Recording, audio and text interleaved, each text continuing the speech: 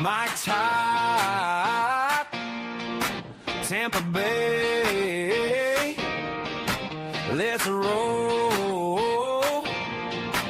It's game day. Rays on the diamond. Bolts in the sky. Bucs on the goal line. Bulls ride or die. From the tailgate talk to the bright field glow, you know where to go.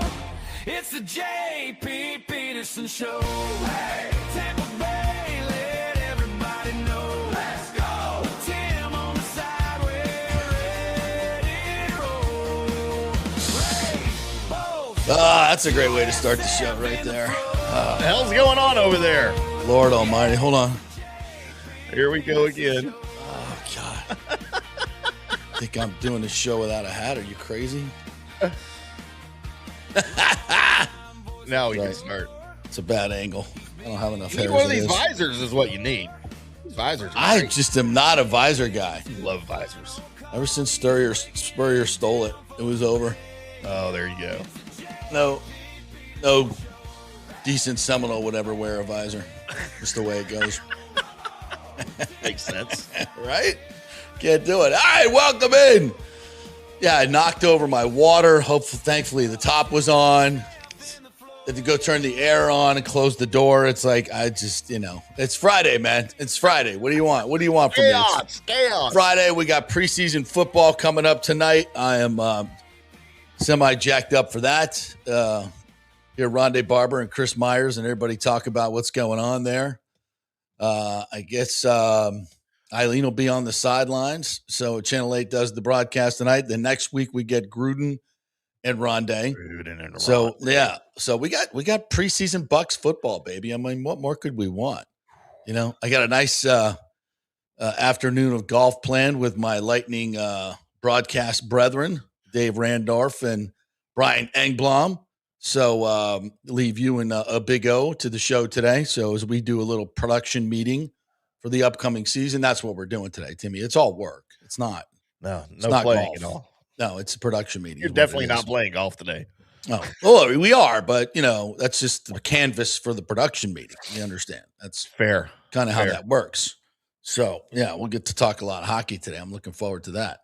But we won't be talking hockey here today. We got too much other shit to get to today. The Rays are back in town. Timmy. Excited about that. I'm really interested to see who shows up this week. Like how many people show up this weekend. Rays are like hot, and Not even the word for it. yeah. I'm going to Saturday's game. We'll be at Saturday's game for the and then for the concert to follow. They've opened up the upper deck for that, so that's going to be a big deal. Tonight we got Matt's pitching, I believe, right? He's starting off. So we'll talk a little Rays baseball, get you ready for the weekend, and kind of put in perspective where they are right now and what they're doing, which is pretty freaking amazing, frankly. So we'll get into that. We'll talk some Bucs football, what to watch for tonight on the preseason game. There's a lot of crazy stories out there. I want to get to the Jaden Daniels deal with LSU. Yep. That's just bizarre as can be. It's And one of the stupidest stories I've ever heard in my life. Like, why is this even a story? That was my first reaction. And then I kind of thought about it from Jaden Daniels' standpoint. And I was like, Well, you'll have to convince me that he has any leg to stand on in this ridiculous argument because I don't see it.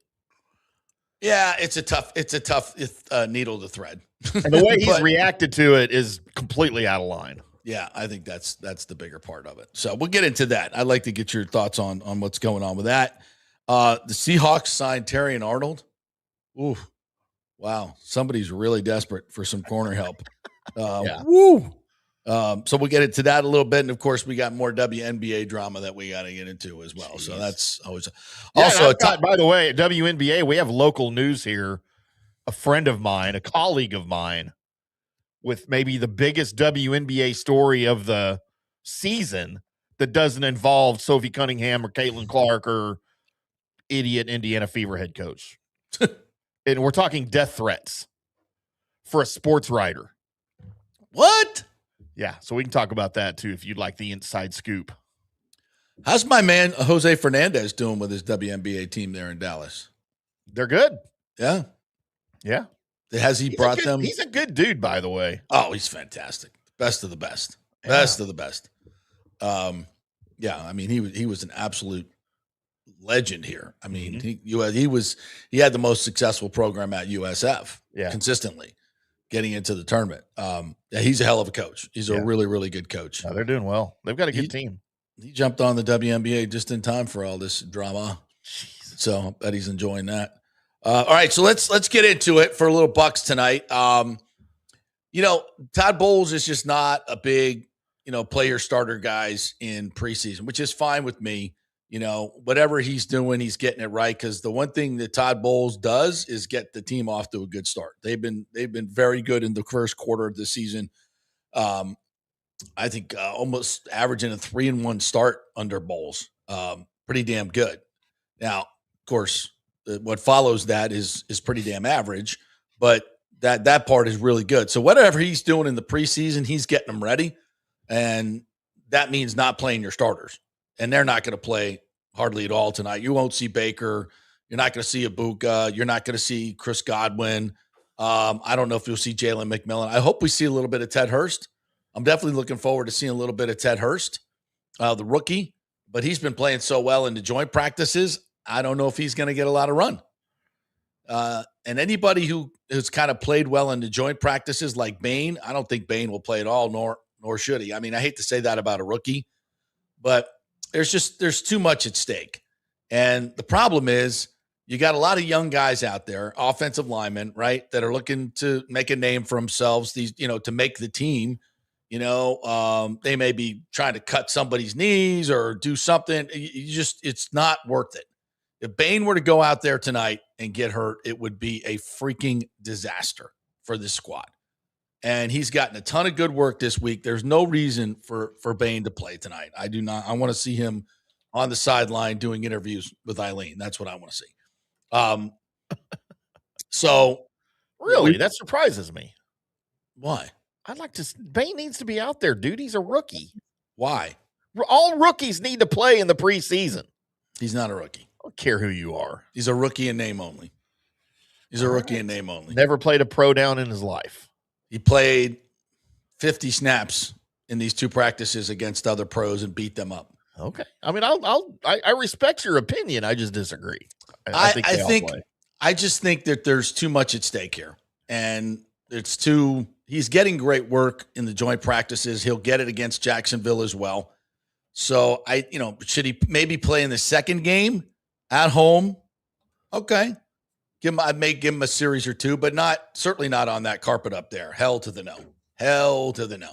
Yeah, that's something to consider too. No, I'm not doing that. I'm not doing that. They didn't keep the grass from the World Cup. It's not still there. I don't know. I would have. I mean, why not? Why not? The players want it. Wait, do they not have grass in MetLife? I don't think that. No, artificial. I'm pretty sure. If I'm not mistaken, because haven't we seen enough horrific injuries on that crap up there? Well, that happens on grass too, though. Double check me. Double check. I am. I saw something on the web, and the NFL has always told you that the studies that they do show there's no significant increase in injuries on fake grass as opposed to real grass. Then I saw another independent one that showed a tremendous difference.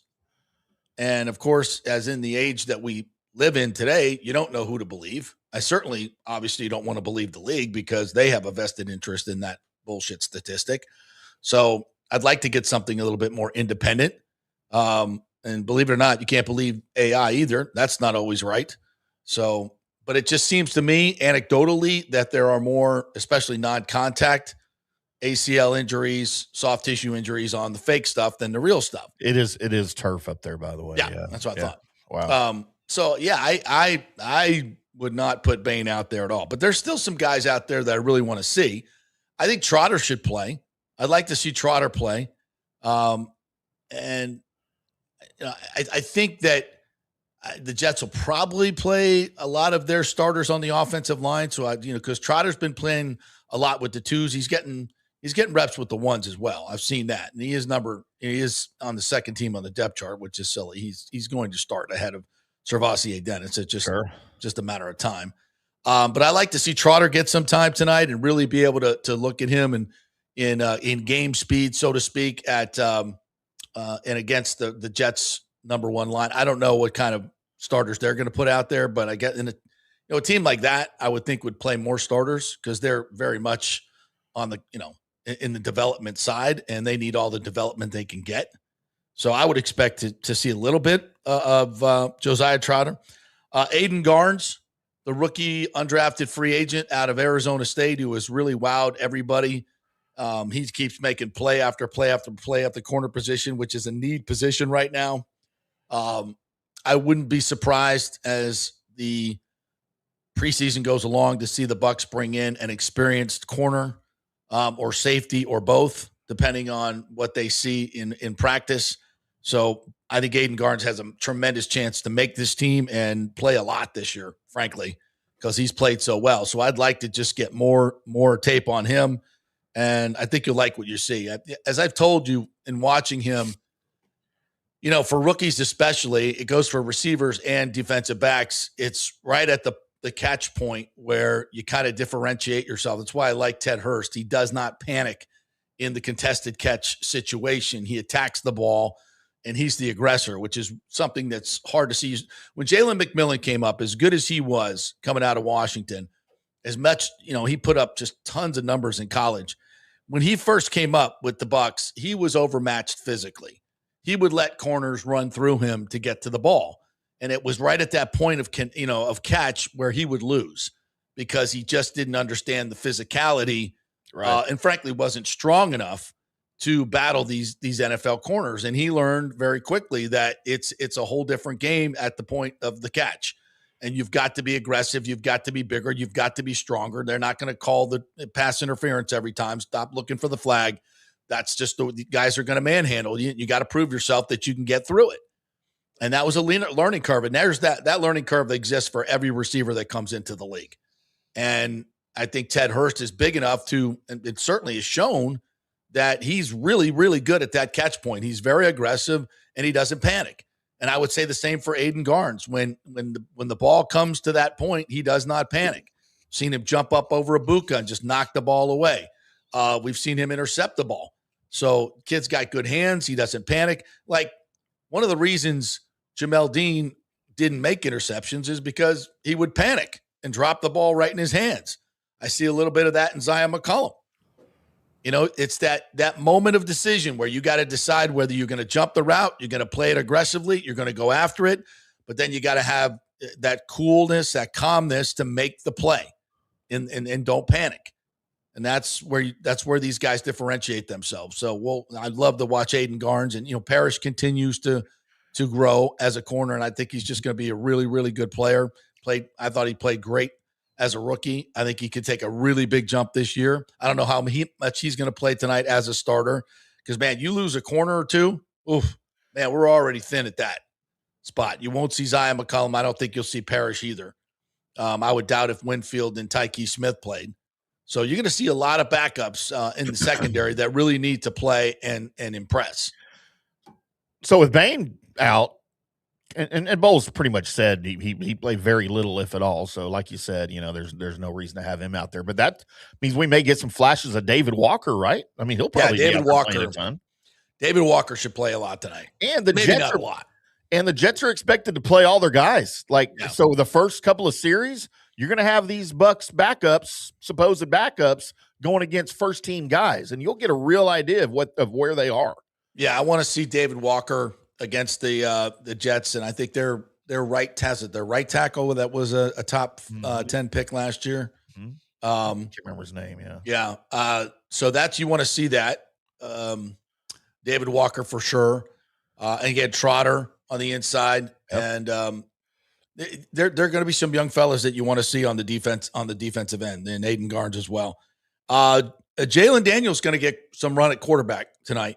Yeah. QB3, right? Him and Connor Bazelak. Yeah, him and Bazelak are battling for that number 3 spot. I don't see a whole lot of difference between them except Jalen can run, and he's really good. And he'll be in that game situation because in training camp, quarterbacks are off limits. They don't really get a chance to run or prove they can run.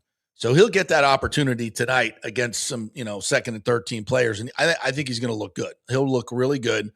I want to see him play from the pocket. I want to see him get the ball out on time.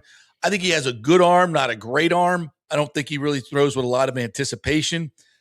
That's the thing with anticipation. If you throw the ball a half a count before the other guy throws the ball with a stronger arm, your pass is actually going to get there sooner and in better timing for the receiver to get open and make the catch. So as it is with a lot of young quarterback, it's throwing with anticipation is what he's going to need to work on. So, and with more accuracy. I don't watch him a lot in training camp. He's a really good athlete. His accuracy is not great.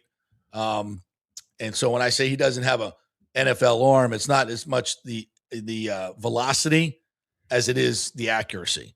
So you got to be able to make those long out throws, those long in throws. And I really haven't seen that much from him, but we'll see him in game time.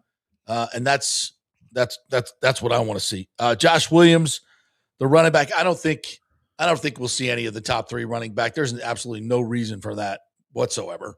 Sean Tucker included, who ripped off a couple of good runs in practice, which he always does. So I would see you'll see a lot of Josh Williams tonight, and Keontae Scott I think will play as well. The 4th round pick out of Miami. I think he'll get some run against the Jets first teamers. I'd like to see him in there and against the ones. So yeah, I think those are the guys mostly that we'll see tonight. And again, the outcome of the game I don't think really matters. A lot of people, I just watch it for the individual performances. That's what coaches do too, right? Yeah. I mean, they'll coach to win, at the end if there's something there, but they're really just watching guys, and that's what they're supposed to do. I always like, though, to see, how teams match up physically. And I also like to see how they operate. I think really good franchises and really well-coached teams, their third teams operate and execute well. Right. Because it really displays the culture of the team.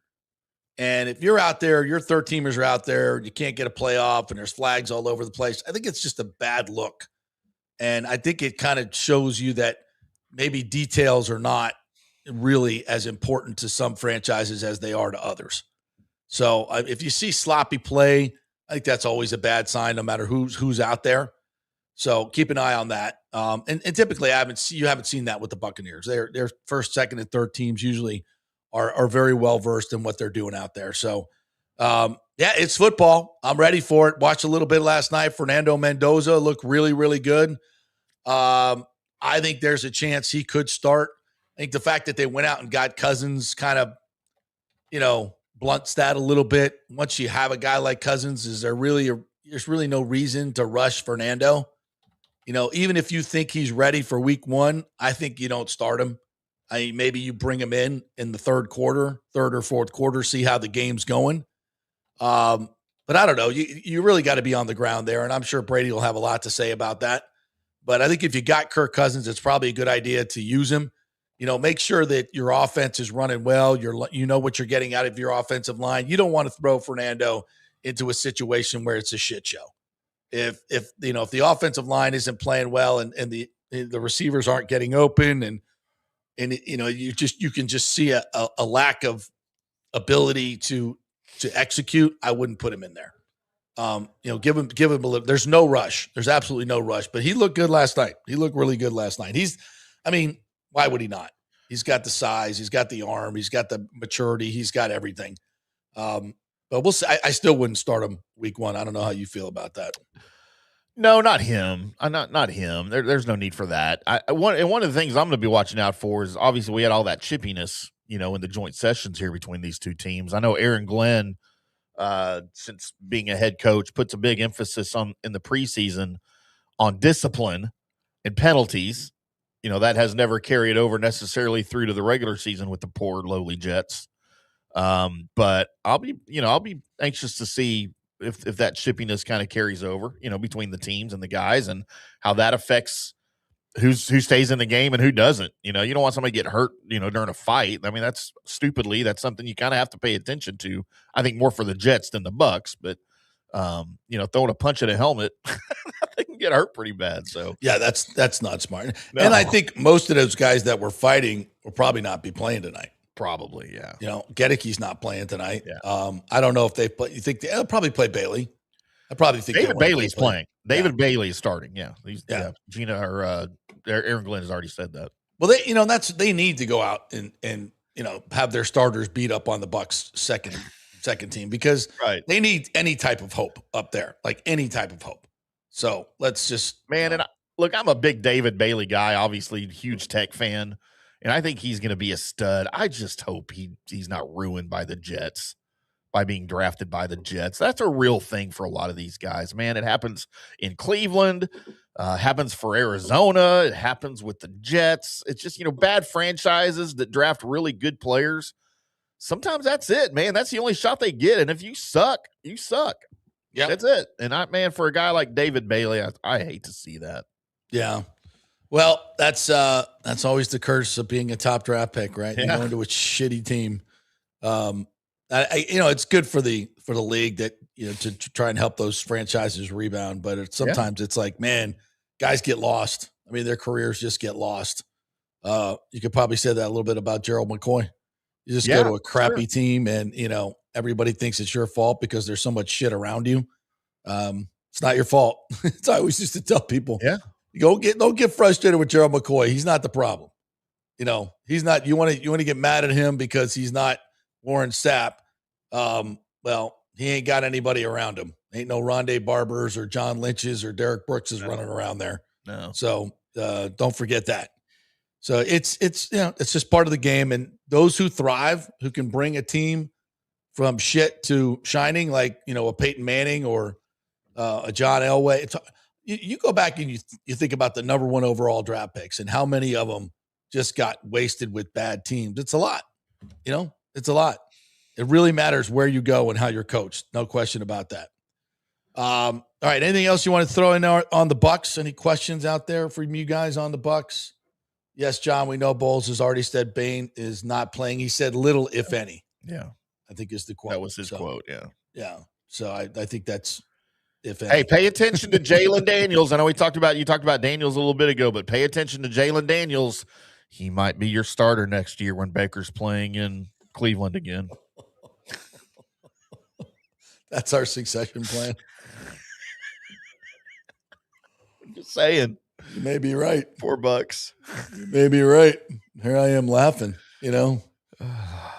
Brady was once seventh string, right? Whatever it was at Michigan when he for Who knows? Who knows? Drafted 99th overall? Yeah. The Bucs basement says the Bucs are plus 5.5 at betting odds. Preseason, usually you don't get that many blowouts, so I can't imagine it being that bad. No, especially with the Bucs playing no starters and the Jets playing their starters. Hammer the Jets, right? I would think. Yeah. Yeah. Right. Well, if the Bucs second teamers handle their first teamers, yikes for them. Good for us. Jude Jetson says the temporary grass pitch. Just call it a field, dog. Just call it a field. Who's calling it it's football? Why are we calling it a pitch? No, it was soccer when they played on it, so maybe it's a pitch. No, it was still a field. Says the temporary grass pitch was removed in late 2026 following the tournament's conclusion to be housed in the Smithsonian Institution forevermore. Get it out of here. Returning to the stadium to synthetic turf for the NFL season to wreck all your knees. So congratulations to the NFLPA for allowing that. Any other Bucs comments, questions? Good morning to you, Nathan Elliott. We see you. Joe Dombrowski says Mendoza has some moxie for sure. Yeah, in case you didn't know, on that touchdown run in the national championship game. Yeah, that should have told you all you need to know. Yeah, I would like Fernando Mendoza a lot more if he just never talked into a microphone again. And smiled and then stared into the screen. Joe Dombrowski says Brock Bowers has to return to form for Vegas to help Mendoza out. Oh, yes, he does. But he needs a quarterback. It's like he needs a tight end. Rick says, just took my 87-year-old dad to the doctor. We'll probably head to Riveters for lunch. I need a drink. Elderly care is a bitch, man. It is a bitch. Whew. Man, when my mom was in her later years, Roxy, man, at 87 years old, she could whittle you down to a freaking toothpick in 30 seconds. Just wicked mouth. Brutal.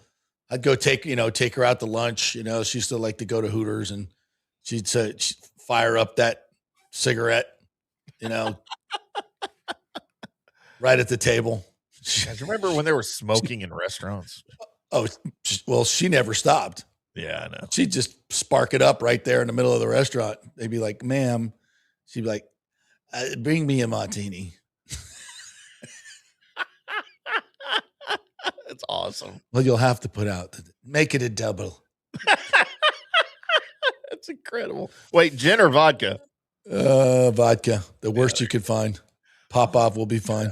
Pop-off. Joe Dabrowski says McCoy was in a bad spot at a bad time. He had Levante with him for the bulk of the ride, but no respect or appreciation. Yeah. Become a very good broadcaster, though. Except when he goes into the superhero stuff. I know that's really way past my old white guy pay grade. I get it. But I guess that's, because I was about to go on this rant at some point this week, so I may go ahead and do this. After the break. It has something to do with American men right now. It's like too many of you are in your 30s and 40s and still going to wrestling matches and superhero movies. Hey, you're 45 years old. I just went and saw the new Spider-Man with my kid. Key metric there with your kid. It was his idea. And he actually paid for it. So yeah. Oh, that's nice. Yeah. Yeah. What has happened to the Marlboro Man? Harley Davidson, the Marlboro Man. The feminization of the American male is a documentary that needs to be made. Just like Dave Bautista. Whoever came up with this plan, this incredibly detailed, wonderful for them plan to feminize the American male, you have succeeded wildly succeeded. It's a good thing my dad's not alive. As I look at the dude in front of me in the line yesterday with, the tie-dye shirt, had never been to a gym, 16 earrings, smelled like a sewer. Ugh. I'm probably, living with mom at 29 years of age. It's like, dude, grow up hair, get a effing job, take a shower, shave, be a fucking man. Be a human being. Good God. But it's the men, the boys, the forever boys. Because they've been taught toxic masculinity, JP. Yes, exactly. No, and I don't want to say it's not their fault, because it is your fault and eventually.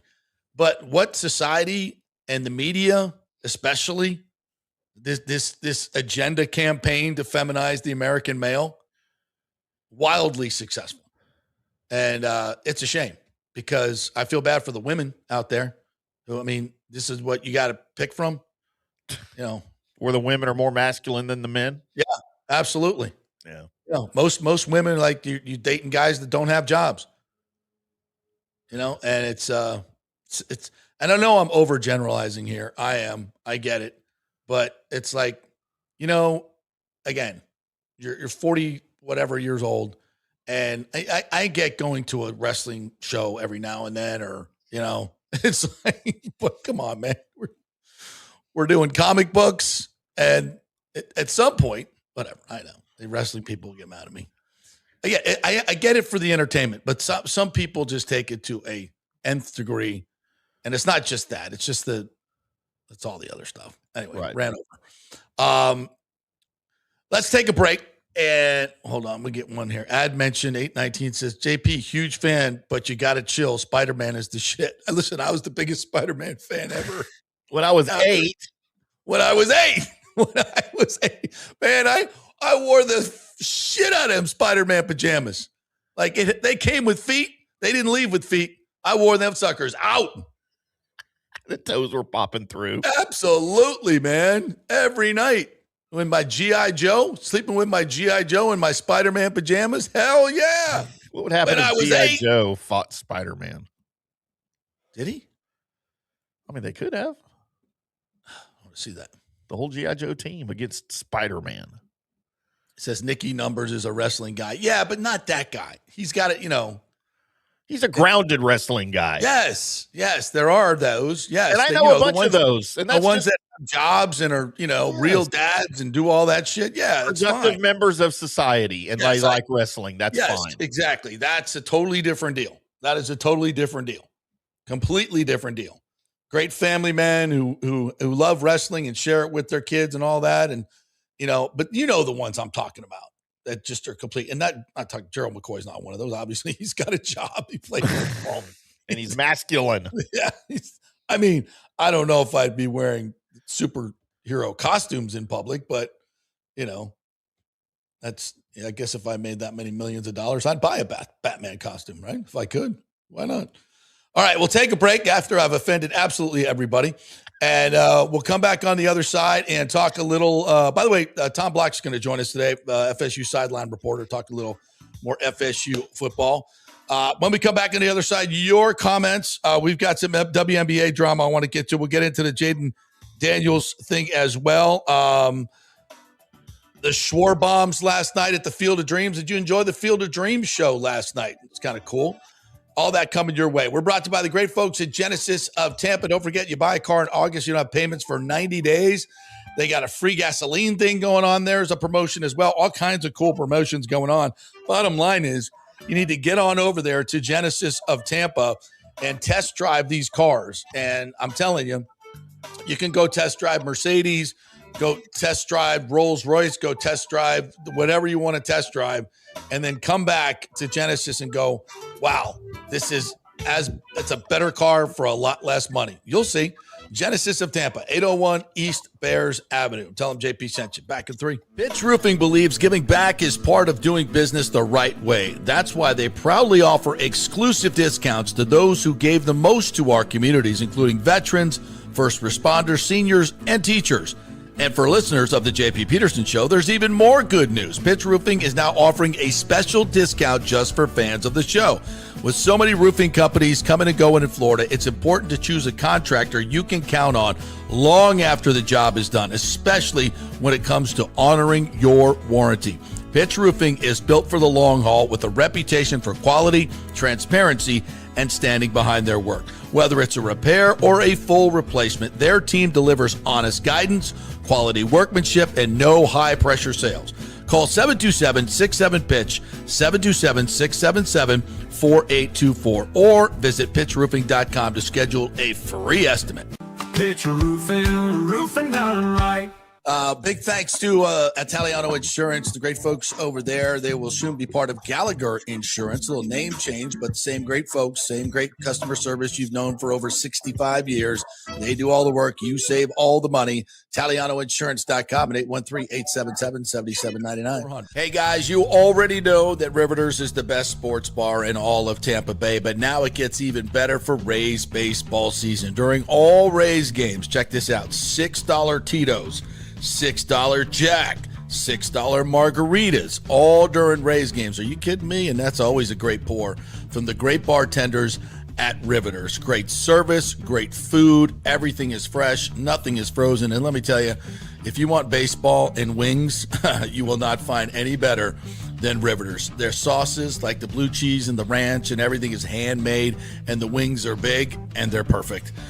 Wings, baseball, Rays, Riveters. It all comes together during baseball season. Once again, in addition to all the great food and service, you get $6 Tito's, $6 Jacks, $6 margaritas. It's time to celebrate. Baseball season is back, and celebrate at Riveters. You know where it is, right there on Dale Mabry, just north of 275, just south of the stadium. See you there at Riveters.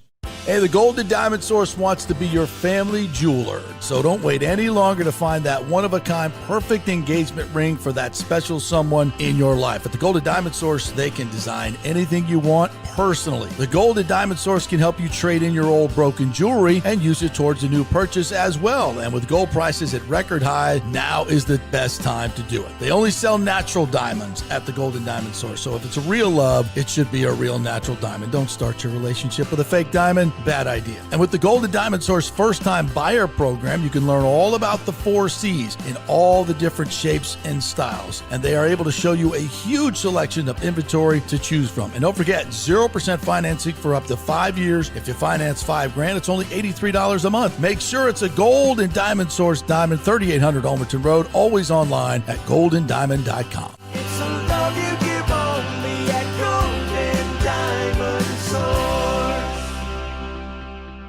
Hey, JP here for Genesis of Tampa and the Murphy Auto Group. I think the best way to experience a business is to use that business. And I just did at Genesis of Tampa. Just bought a GV70, a 2023, and it feels and drives all new. It's an absolutely fantastic car. The technology, the comfort, and the price, absolutely outstanding. Frankly, I never thought I could get into a car like this, but they made me a deal I could not refuse. And I also get the VIP service where you can just drive right up, their pit stop service. They'll top off all the fluids, make sure your air in your tires is good, new wipers if you want them. If you need extended service, they will come to you, bring you a courtesy car, and then bring your car back. What more do you want? The experience was just VIP all the way. And you can get that at Genesis of Tampa. And don't forget, you can get extended warranty, which I did. So I have worry-free miles up to 100,000, and all they do is just take it in. Actually, I don't have to take it in. They come to me. It's perfect. It's Genesis of Tampa right there, 801 East Bears Avenue, right off of 275. Go see them and tell them JP sent you. Let's go. Right now, back to the show on FanStream Sports. All right, welcome back to the JP Peterson Show here on this Football Friday. We got Friday football tonight. Bucs open up the preseason at the Jets. News Channel 8 tonight. We will be watching 7 o'clock. I will be doing a little post-game show afterwards for our VIP members, so look for that. We'll do a little post-game wrap-up. You guys can jump on the stream, and we'll put it out there for you. Do a quick one after the game and of our thoughts. So be looking for that, all of you. And if you'd like to join for the bonus content, check it out at our YouTube page, FanStream Sports Tampa Bay. We're brought to by the great folks at Riveters. Was over there just the other day, just stopped in for 8 wings and hazy IPA. Absolutely fabulous. So you could do that today. We got Rays baseball, so there's always happy hour while the Rays baseball games are going up. You get $6 Jack, $6 Tito's, $6 Margarita. Go for happy hour today from 3 to 7. Get yourself started quickly. And enjoy all the great specials going on over there. Best happy hour in all the Tampa Bay, $3 domestic, $5 Wells. Go do it at Riveters, Wings, Baseball, Rays, Riveters. It's all there for you. All right. JP, I have a life hack I have to share with the Petermans. Oh, good. Yes. That I just discovered last week that I've been perfecting. Okay. So everyone here knows that I'm a fine connoisseur of Jägermeister. Yes, you are. It's a part of my morning routine here at the studio. Chilled, always. Oh, always coming straight out of our chilled Jaeger machine that we have in the studio here. I'm also a fine purveyor of Red Bull, right? Okay. Yep. And a lot of people like to combine their Red Bull and their Jaeger. It's called a Jaeger bomb. Yeah. Whatever. I get it. My son Cullen, a huge fan. Yeah. I've never been a fan because I prefer straight Jaeger. Right. However, I've been told it's not normal to drink straight Jaeger early in the morning. Like, for some reason, somebody told me that once. Who cares? You do Normally you, baby. I say, who cares? You do you, baby. Well, we've started stocking Red Bull here by the case. So I'm a big, fan of Red Bull. So I'm like, all right, well, maybe I'll just do the breakfast Red Bull Jaeger. Okay. But I don't want to do the bomb, like whatever, you drop it and whatever. I'm not doing that. So JP, what I have discovered is that I can drink about, and this is your regular, what is it? The smaller 8.4 fluid ounce Red Bull, right? I have the 16s in there, the big ones too. Ooh. I can take about 3 sips to half of a can of this and drink it. And then I fill it with Jaeger right out of the machine, right into the can. Oh, so that's your own little Jaeger bomb there. Yeah, and then so what I do to mix it, because I want to mix it a little bit, is so I've got a mixing. I have a whole bar here in the front of the. So I'll pour it into the thing, and then I'll funnel it back into the can to mix it, and now I can enjoy my breakfast Jaeger Red bomb Bull, breakfast, and nobody even knows. Nobody can judge me now. Well, I think everybody knows now, but well, if you're just looking at me walking around the building, like I can't wait for my son Cullen is watching here today. He's like applauding, like raucous applause. Yeah, oh, it's great, man. Like I do that for my job every day. There you go. Nobody knows. Just kidding. Yeah, just having a Red Bull here. Don't mind me. Don't mind me having a Red Bull here.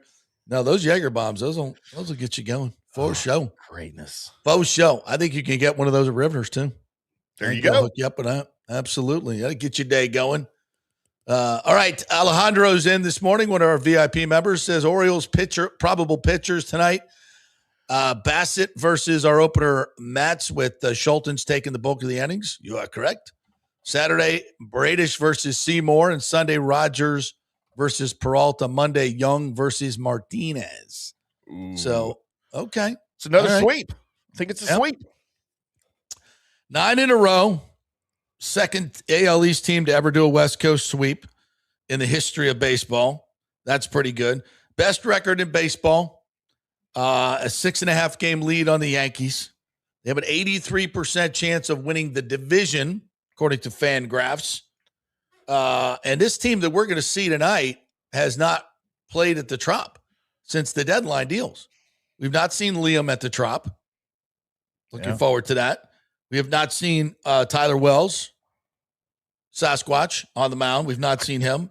We've not seen Freddie Peralta, who will pitch on Sunday. So a lot of new faces. And then also Mateo, Jorge Mateo.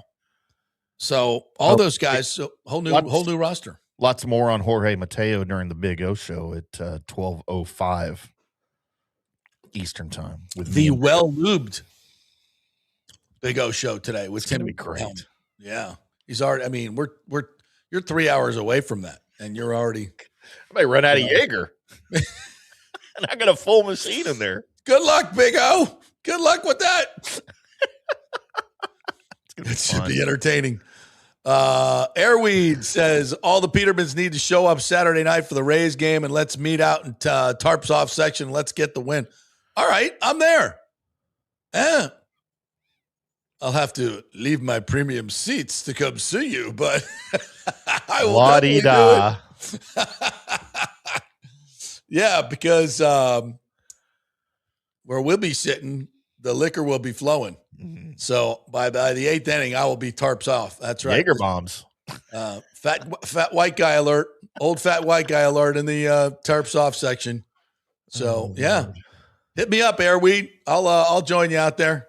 I'll bring the boys. Let's go. Ashley's not allowed to go tarps off though. No. Sorry.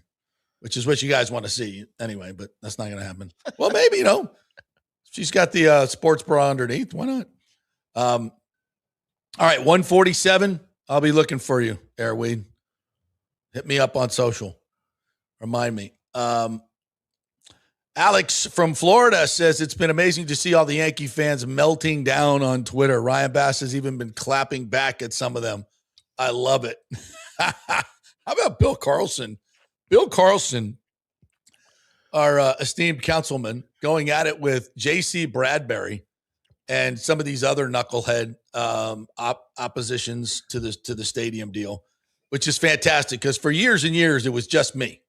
It was just me going up against these sports economist experts who literally say that the battery has had zero economic impact, despite the receipts of hundreds of millions of dollars in tax revenues and revenues for the Braves as well. That counts.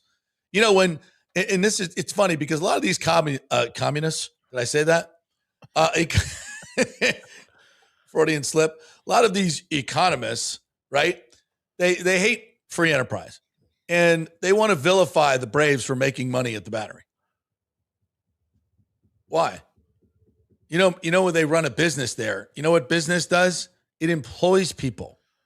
Okay. And people also get served at said businesses. It's called capitalism. Why is it bad? The fact that the Braves turned a grove of trees that was costing Cobb County money into a multi-million-dollar property tax generating machine annually. That is the definition of economic impact, you moron. And how these guys can have tenure as a economist and come up with these theories, it baffles me. But after COVID, it shouldn't baffle you. Trust the experts. They're not experts. They're agenda-driven people who get funded to do certain studies and create and write books and sell textbooks based on their contrarian theories they're so smart. Nah, now I'll say this: back in the 70s, 80s, 90s, these stadium-only plans that were all publicly funded, probably not the best for those municipalities. But you can't tell me that building Raymond James Stadium for $180 million was not one of the greatest, even though we played the CIT paid for the whole thing, which was a sales tax that basically half a cent of that sales tax that was paid for by a lot of the people that come visit here as well. You can't tell me that's one of the greatest public investments in the history of Tampa Bay or the world. Look at everything you've gotten. Yeah, I mean, keeping your NFL team number one, does that create any economic impact? Bowl games, concerts, incredible. All that, none of that happens without building that stadium. So I'm sure there have been bad stadium deals, but to say that all stadium deals are bad, yeah, the Miami deal was terrible. Miami, yeah. It's a terrible deal. Absolutely, 100%. But this new wave of battery-type templates has proven to be a huge winner, and that's why every community wants one. And we've got maybe the best one, which is pretty freaking cool. And it's a proven model that works. That's proven to work. Especially baseball. Yeah. I mean, you can do it with football. Denver's doing it with football, but it's such a limited amount of events at the stadium. They're going to try to bring in more concerts, obviously. But when you're talking about baseball, 81 games right off the bat, that's a huge deal. And then, as we said, this particular venue that the Rays are building, they're making it also a premier concert event venue as well, which nobody else has really done. That's unique. And throw in the surrounding area, it now becomes one of the top landing spots for major sporting events because you have climate controlled and entertainment events. So yeah, that's the definition of economic impact. And that's what we're going to reap. Kurt Thorson says Yankees lost yesterday. Ray's magic number for the AL East is 36. Can you do a magic number at 36? It's too much math. Heck yeah. Good old Randy Rosarena scored the lone run on a home run. Thank you, Randy. Thank you, buddy. They lifted the World Cup pitch up for crushed rubber pellets. Yeah. I don't get it. Well, I do get it. It's called saving money. Yeah. Yeah. Yep. And look, I know there's injury discussions, and it seems that all of these horrible injuries occur on turf. But I've looked it up, and I've read things that I have vetted, not just random things on the internet. There are just as many injuries that occur on grass as there are on turf. The ones on turf are made more attention of, get more attention because they're on turf. Yeah. But there are catastrophic injuries that occur on grass too. Sure. But the also I think there's a little hangover from the really bad turfs of the early 80s and 90s that were remember it was Waddle that the Bears that tore two ACLs just landing on the turf, non-contact. Yep. Remember that? That was gross. Wow. And I played on the old 80s Texas Stadium turf. Oh. And it was it was just carpet, like thin half-inch carpet on concrete. There was no padding. There was no nothing. And that's how all of those stadiums were back then. Yeah, the Orange Bowl poly turf they had for a while that the 72 Dolphins played on was the same thing. It was awful. Gross. Arrowweed says, great 4-game series against the O's this weekend into Monday and then the Jays next week. Great opportunity to keep the winning alive and keep gaining games on the Stankies. Let's go Rays. And by the way, let's turn out for this. You should, I mean, if you're listening to my voice, you should go to one of these 4 games. There's pricing options for everybody. So, get you standing room only. The maintenance deck is ridiculous at $50 for all you can eat food and beer. It's the best deal in town. It's literally the best deal in town. Damn, I spend more than that when I just go to the bar. I know. That's one round of drinks. It's one round of drink. You get an actual ticket to the game, and then all the hot dogs and beers and popcorn you can eat. I think they have nachos up there too. Yeah. Damn. Wow. Yeah, it's fantastic. Pooh Shiesty says the Rays are reapplying for land use changes at HC site. Hopefully a good sign. They wouldn't reapply without knowing what's coming. Yeah, Carlson has told me that's going to be reassigned in the council meeting and it's going to pass.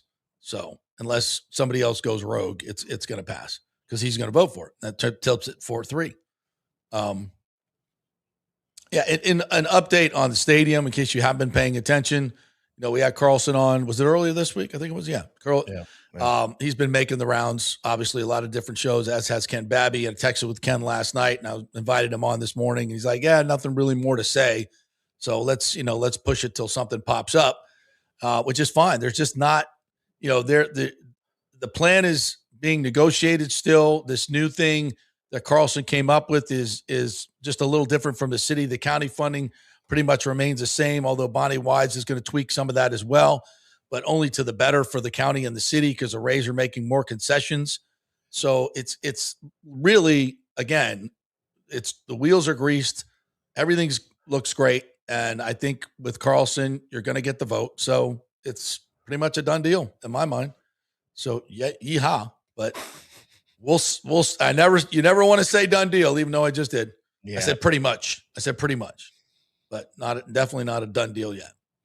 Sean Burke says he's looking forward to watching the rookies tonight. Love this class to see what they got. Yeah, absolutely. It'd be a nice test against these Jets starters as well. Mark Davis says, Daniel, what a whiny bitch. So here's the deal. Jaden Daniels, LSU quarterback, won the 2023 Heisman. He got his panties in a wad because they gave away his number to DJ Pickett, incoming. And Brian Kelly actually promised DJ Pickett that he can wear number 5. Okay. And so Daniels or people sent LSU a cease and desist order for any of his name, image, and likeness. Now understand, they've got probably, if it's anything like Florida State, they've got lifetime or life-size posters of him all over the freaking facility. He even wants his replica Heisman. Yeah. Back. His trophy back. That's petty. That's petty for sure. It's a bad look for him. It really is. But also, what are we doing? Joe Burrow's number 9. Nobody's wearing that. Now, if Pickett would have asked for number 9, would Joe Burrow have said, that's cool? I don't know.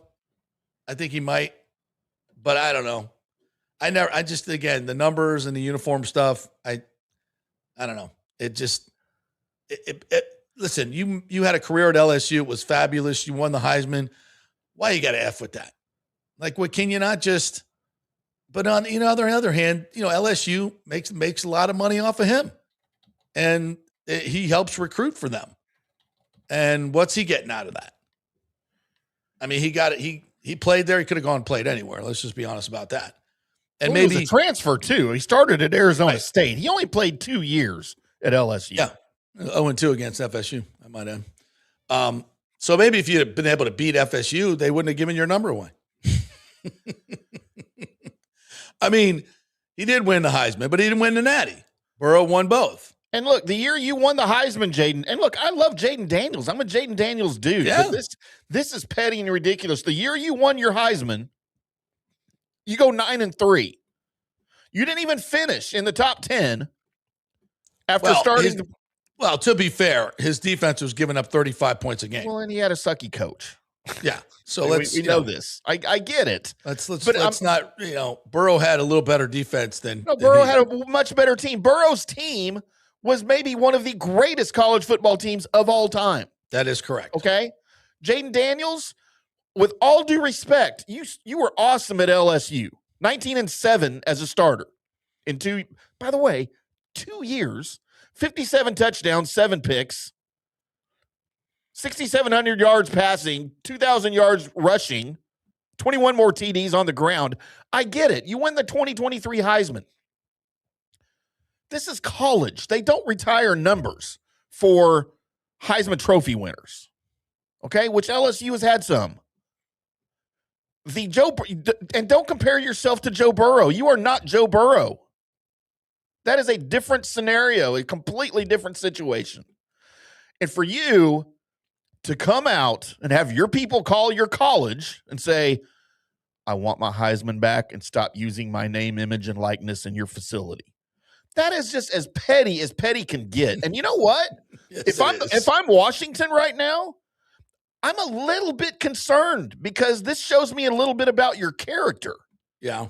And if you're this concerned with your college career, now 3 years into your pro career, are you trying to tell me that you think that was your high point and you're not going to get any better than that? And now your pro career means nothing to you? You've already been to an NFC championship game. Seems a little soft. I'm serious. If I'm Washington, I'm a little concerned. Yeah. Because either he's getting some really bad advice somewhere telling him to act this way. Maybe his family's pissed off about it. I get it. But at some point, you're the grown-ass adult in the room. This is your name. This is your number.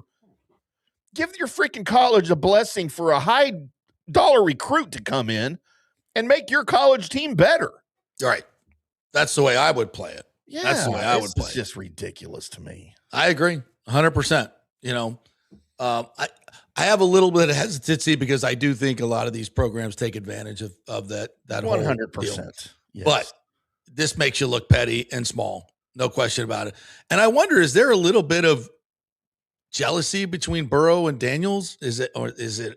I'm sure there's plenty of race baiters out there that are going to bring that part of it up, right? Yeah, for sure. Is there? I don't know. I don't know if that exists. If anybody knows that, because that's probably, Joel Forsland said this because you see this, and Tampa guy as well said it. Yeah. His mom is a little bit out of control, right? She's a part of this deal. Yeah. Yeah. Pickett's from Zephyr Hills, by the way. Yep. Yeah. It's all his mama. Such a weird relationship they have. Yeah. Forsland's like Daniel's mama running his career. Yeah, I would agree. It's baby shit soft on his part. Disappointing. Yeah. Because watching quarterback with Baker, and he's in there and he's likable. He's a really likable kid. I've always loved him as a player. Yeah. And by the way, Joe's right. There aren't enough numbers to go around if you start retiring all the low numbers because everybody wants to wear a single digit. And you just can't start doing that in college. You got 100 guys on your roster every year. You already have guys sharing numbers, for offense and defense. Right. I mean, absolutely. Peyton Manning. Arch Manning at Texas was sharing number 16 with Michael Taffy on defense last year, which is weird that your quarterback does that. Like, I get it, but I mean, you can't do that in college, man. You can't start retiring numbers for just everybody that has a Heisman season or a good season. It just doesn't work that way. All right, I have a detractor. I love putting this stuff up. Whatever that name is, says the feminization of the American male argument is bullshit. Newsflash, your father and his grandfather before him also thought the youth was weak and soft. This is a commendably egocentric vie. Just because they're refusing to work dead-end jobs for a trickle does not make them weak. Just because they're paying attention to hygiene and self-improvement does not make them soft. Get out of your own ass and try and understand that societies change. So ZZZZ, whoever you are, I'll start this, JP. The floor is yours. Number one, I can appreciate your argument. Societies do change. Cultures change. There's some truth to that. Absolutely. There is some truth to that. Yep. Your application of it to this situation and this societal occurrence is asinine and ridiculous, with all due respect. The feminization of males in America has nothing to do with societal change beyond the fact that people are trying to run their agendas by enforcing and by perpetuating the feminization of males in America. Their agendas. That's what's happening. This is not a natural progression or a natural change. This is something done because somebody wants it that way. Exactly. That's and by the way, in case you're not privy to this knowledge, multiple stories have been done, interviews been done with KGB agents and others, speaking of how America is going to be attacked from the inside, laying out plans of, yes, testosterone reduction, which through the food and drink and environment absolutely is 100% something that has happened. It's not natural. It's not natural. You specifically heard of our enemies talking about the American male testosterone levels, their aggressiveness in battle, World War II, all that. Said that is one of the reasons this country was is so strong and was built the way we built it. And there was a systematic attack on the American male from a environmental standpoint, and certainly in the media, 100% in the media. Now, your talk of dead-end jobs, well, be a man, go get a job that's not a dead-end job. You don't have to, no one's making you be an Uber driver. Oh, but the economy, AI, I get it. It's not easy. It takes hard work and determination and perseverance. Be an entrepreneur. Do something better.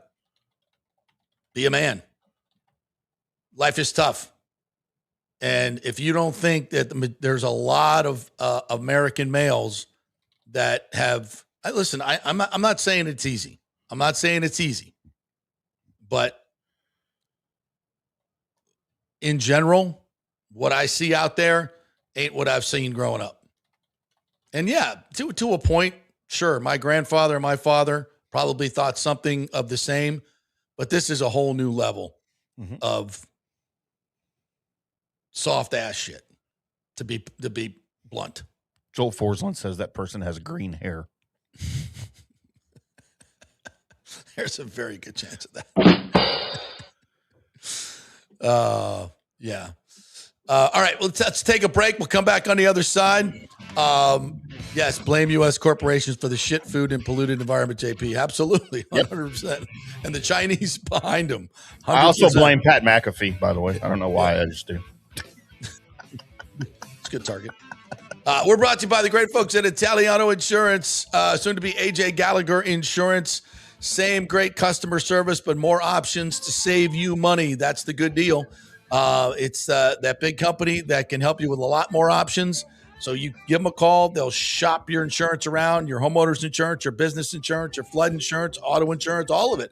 Let them do all the work and come back with some numbers, and hopefully they'll save you money and maybe have you get you better insurance and get you more insurance, because a lot of you are underinsured when it comes to your home. A lot of folks involved in the hurricane found that out. Maybe they thought they were well insured, but they're not. Italiano will help you with that, all that as well. Give them a call, 813-877-7799. Back in 3. Well, the folks at Third Generation Plumbing and AC want to say thanks for making them so dadgum busy. Of course, advertising on your favorite Tampa Bay sports talk show helps, but it's their incredible customer service, honesty, and integrity that have earned them tons of 5-star reviews. And now you could be part of the team at Third Generation. Yes, they are so slammed, they need to hire more certified AC technicians and plumbers. It's a great family business to work for. My buddy John Rodriguez runs an old school family business since 1995. They pay well, give you all the holidays off, and they offer great benefits. No cold corporate atmosphere here. You're part of the family. If this sounds cool to you, call them and apply at 813-961-8024, or you can email your resume in at thirdgenerationplumbing.com. Just go to the website, you'll see the button, email them, or call them at 813-961-8024. And don't forget about the $169 yearly maintenance special. It's a no-brainer, guys. thirdgenerationplumbing.com, and they also do AC. Ciao, Paolo Tini here, owner of Caffè Paradiso, voted number 3 People's Choice Award on Open Table. I want to thank all our loyal family of customers that have been enjoying our great traditional Italian dishes we make from scratch every day. It's a great family story we're proud of. Our family moved from Rimini, Italy in 1984. My dad, Caesar, started Donatello, and that's where I got the start in the restaurant business. I started Caffè Paradiso on South McDill in 1995, and we've been there ever since. From our traditional ossobuco, a veal slow roast for 4 hours, to our daily fresh catch, the Gruppo Paradiso, with a piccata sauce and lobster claw meat, homemade pasta like lasagna, farfalle salchicha, which is a bow tie pasta homemade with fresh sausage. Hold on a minute, JP's favorite. I love it. So come and have a glass of wine with me on South McDill. Get a reservation on Open Table and see all our 5-star reviews. Ciao, see you soon at Paradiso. Sports fans, it's time to gear up. Head to fanstreamsports.com and check out our brand new merchandise store. We're talking bold t-shirts, 3/4 zips, hoodies, hats, mugs, and more. Everything you need to rep your favorite shows and your favorite crew. Whether you're rolling with the JP Peterson Show in Tampa Bay, From the Rough in Dallas, the Tim May Show featuring Clay Hall, or the Jeff Thidoff Show in Ohio, or any of our FanStream Sports original programming, we've got the perfect look for game day and every day. So don't wait. fanstreamsports.com. Click merch and grab your gear now. Wear the stream, live the stream, fanstreamsports.com. Welcome to Kingmakers, home of the JP Peterson Show studio and Tampa's premier business networking and social club for members only. By day, it's an exclusive, vibrant co-working space with a stylish conference room, focus rooms, a full production studio, and an in-house marketing team. And by night, Kingmakers transforms into a sports-centric social hub with a full sports bar, golf simulator, and exclusive events. For young entrepreneurs and seasoned professionals, it's the perfect place to work hard, play hard, and make big moves in Midtown Tampa. Close the deal, celebrate the win. Only at Kingmakers. Become a member today at kingmakerstampa.com. Your business, your club. Hey, JP here for my concierge medical professional, Chris Lugo, PA. You've heard him on the show for a couple of years where he shares invaluable medical, nutritional, and supplement advice. With Chris, it's like having a medical provider as your best friend. What I love about this concierge service is the convenience and support he offers. I can text or call him 24/7 with any questions or concerns, and he'll promptly call in a prescription if needed. No office visits or copays required. It gives me peace of mind knowing I have someone genuinely invested in my health, not just focused on insurance profits. And the best part, the Bay Area Modern Medical Center's personal concierge service is more affordable than you might think. Don't let insurance companies dictate your health care. Take control of your health and wellness today. Visit BAMMC.com for more information and to schedule your initial free consultation. Empower yourself and take charge of your personal health with BAMMC.com. Let's go. Right now, back to the show on FanStream Sports.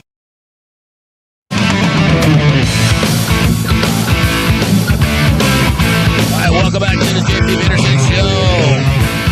Brought to you by the Golden Diamond Source.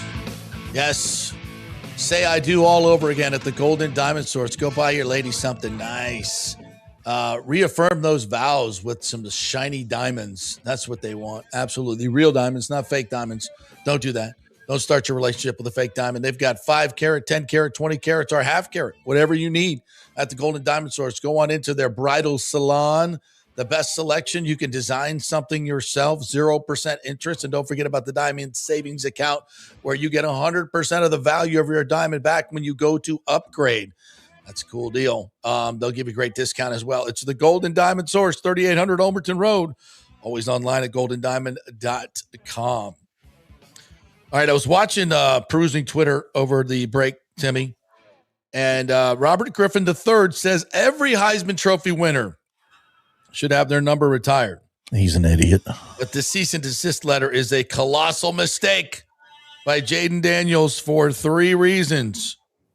I won't go into all of them, but pretty much everything we just said.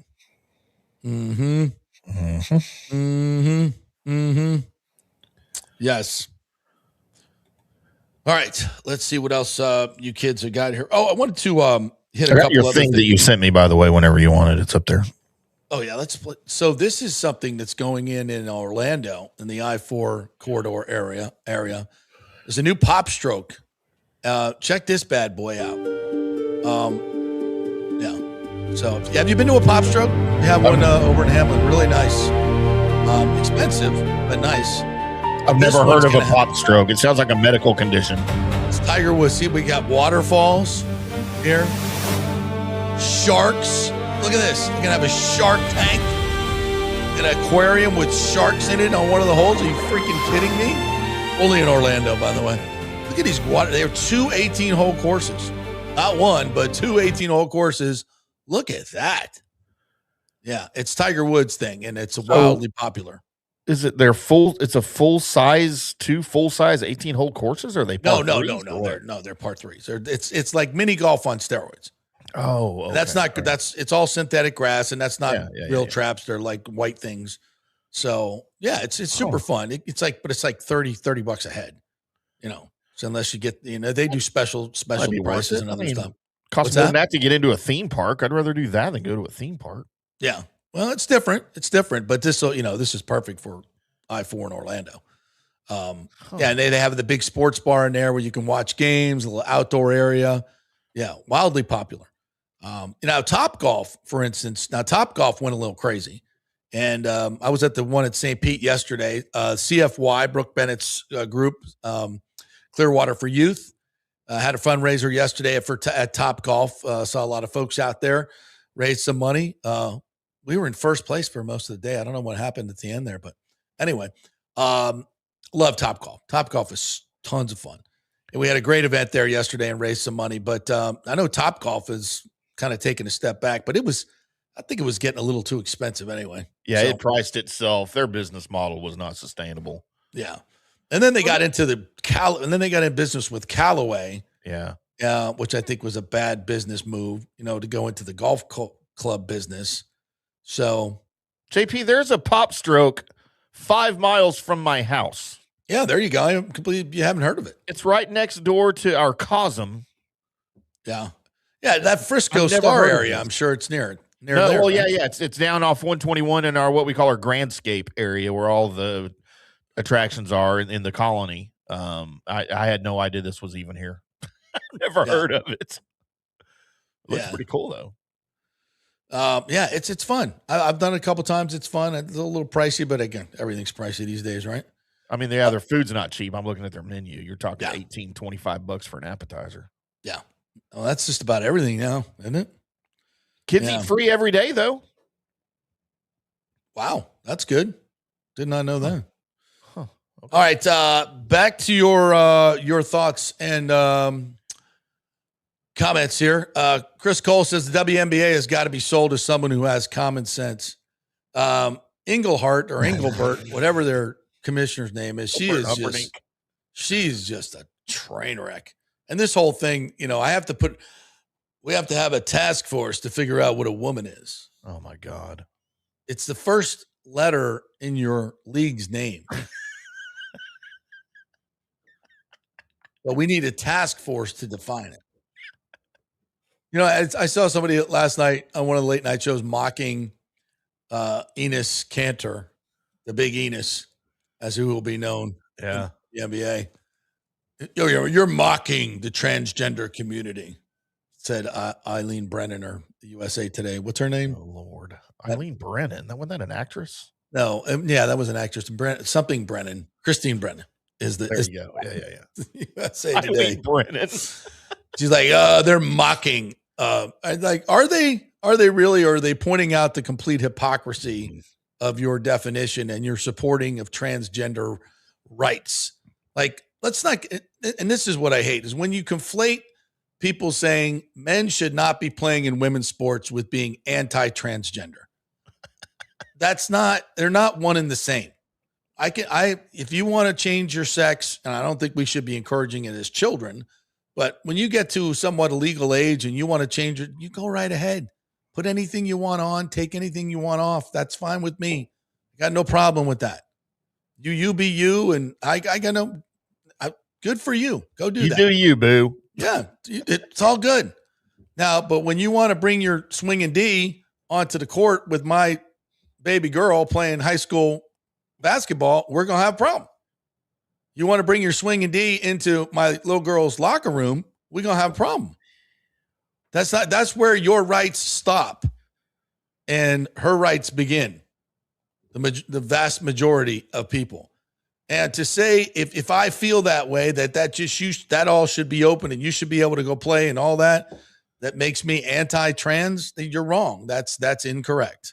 That is incorrect. What it makes you is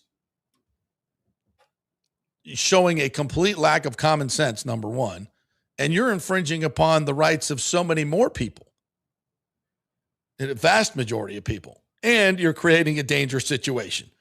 Oh, but it's not going to be a bunch of people. It's just going to be a small fraction, and we just want to include them.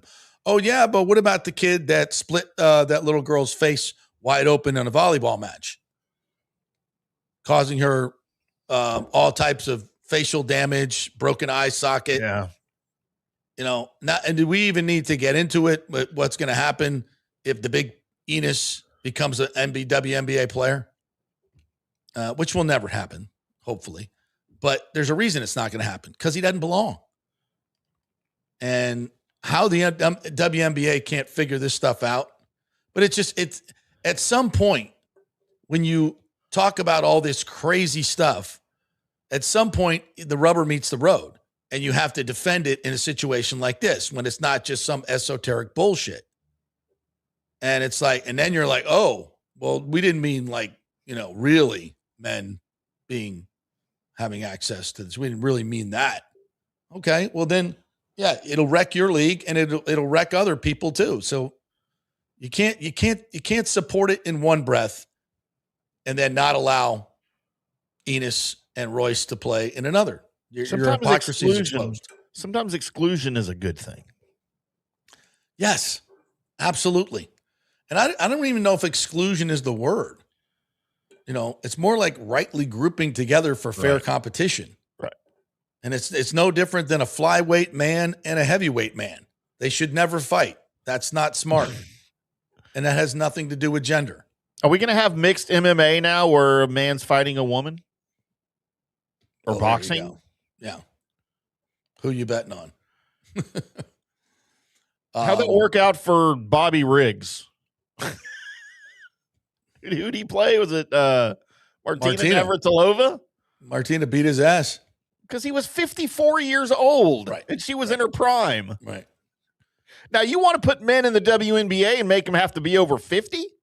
I mean, now that could be good. Now you got something. Jordan's coming back.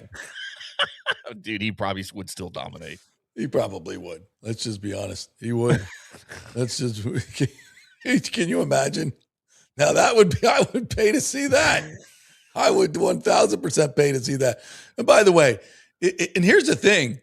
When they tell him he can't play, what's the next move? Yeah. It's a lawsuit. Yep. It's a lawsuit, which I think he's going to win. JP, what if we had Jordan, Shaq, and Larry Bird right now at their age, their physical condition, just the three of them, against the reigning WNBA, was it the Aces champion, for a full game? Who wins? Well, it's going to have to be half court because ain't no way Shaq can get up and down the court. No way. So the WNBA players would win because he didn't run up and down the court when he was 25. He still didn't like it, did he? No. He didn't like it at LSU either.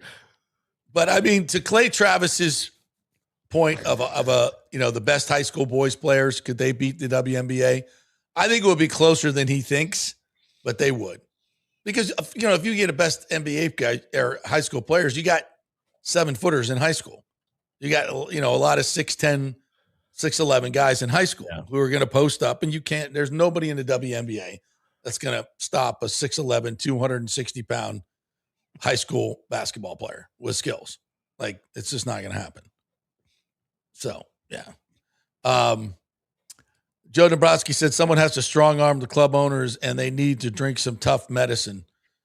We talk about the WNBA still? I don't know. Yeah, They there don't are have people. club owners, do they? Aren't they owned by the NBA, right? No, I think they have because there was one owner of a team the other day that verbally attacked some child that was supporting Sophie Cunningham's no trans agenda in the WNBA. Oh, okay. Yeah. Poosh Icy says people who don't drink Jaeger in the morning are sissies. I agree. Oh, so only 6 of the 14 WNBA franchises are owned by actual people. The rest are owned by the league, NBA. Okay. Maybe Losing money hand over fist. Bad 30 investment. years. Lonnie Wilkins says, I'm headed to Wrigley Field for Cubs, Cardinals, and the Air Show. Practice will be buzzing the park all day. Plus, Mr. T is doing the stretch fool. What is that? I don't know, but I love Mr. sounds. T. I don't know, but it sounds fun. I'd love to watch that. Yeah. Rays Cubs World Series sounds lovely. Yeah, baby. I was talking about that with my son. Said I'll be up there for the Bucs and the Bears. He's taking me to that game on November 7th. But I said, what if it's Cubs and Rays in the series late October? Oh, my ass is going to Wrigley Field. I can tell you that right now. Oh, it was Billie Jean King, not Martina Navratilova. Yeah, Billie Jean. That's right. Yeah. My bad. Didn't Martina play a dude too, though? Maybe. I don't know why. Because I was thinking that too. Yeah, and beat him too, I thought. Airweed says, Timmy doing Jaeger bombs at 9 a.m. with Red Bull. He is definitely not going to make it to retirement age. But I'm going to make it to 12 o'clock. That's for damn sure. Going to make it to the Big O show, and that's all that matters. That's all I care about right now. Chris Gold says, Dodgers spending nearly $1 billion on players and don't even have the best record in either league. Yeah, they'll probably be ready by the end, though. Probably still going to win the World Series this year. Blake Snell just came back, right? Yeah. Yeah. Yeah, Danny boy, we know who Mr. T is. Yes, thank you. Yeah, Joe Dombrowski says that was awesome to see the exchange against JC and Shadow. Gave it right back to them a bit. Yeah, Carlson was ruthless, but spot on. If Carlson's proposal means the stadium gets the green light, then let's effing go. Absolutely. You know, and that's what it is. And listen, is it a little contrived that someone steps up and becomes the hero to get this passed? I don't really care, but there's no question that Carlson is the swing vote now, and he's going to be running for mayor, and there ain't no way he's winning mayor if this deal fails. And of course, Bob Buckhorn is for it as well. But and I said this 3 weeks ago. You know, Lynn Hertak could also be the swing vote, and she's going for mayor as well. So I said, first one to the swing vote wins, right? That's who's going to win mayor. It might be 7-0 by the time we get done. No, we still have Charlie. That's right.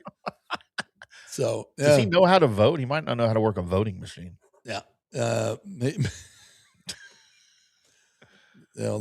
voting machines in and of themselves, yes. Right. Who's this? The Gamer Man says, hey, JP, I have another business that wants to sponsor you. Oh, dude, let's go. Hit me up, JP at the JPPetersonShow.com. Let's go. It's football season. Time to jump aboard. Any of you folks want to jump aboard this train? We'd love to have you. What else we got here? We'll put some different folks in here. Tampa Chris EV says, what if Charlie Miranda's deal seems personal, not the right guy for the job? Oh, it's personal. Yeah, it's really, I don't even want to talk about Charlie much anymore, except for the old jokes. Those are fun. It's just, he's a non-factor at this point. So why even talk about him? John Thiel says, yeah, Triple Z's is also the beta male that goes with his significant other to bridal showers and baby showers. Hey, I've gone to those begrudgingly. Gross. Yes. Airweed says this country went wrong with male feminism when guys started carrying around a man purse all while pushing a poodle around on the street. Yeah, if you don't see it, my friend. Okay, I'm not saying all. I'm just saying a lot. All right, we'll take a break. We come back on the other side. My man Tom Block is waiting in the bullpen. FSU sideline reporter. We'll chat with him as to all things Florida State. Is the hype real going on there in Tallahassee?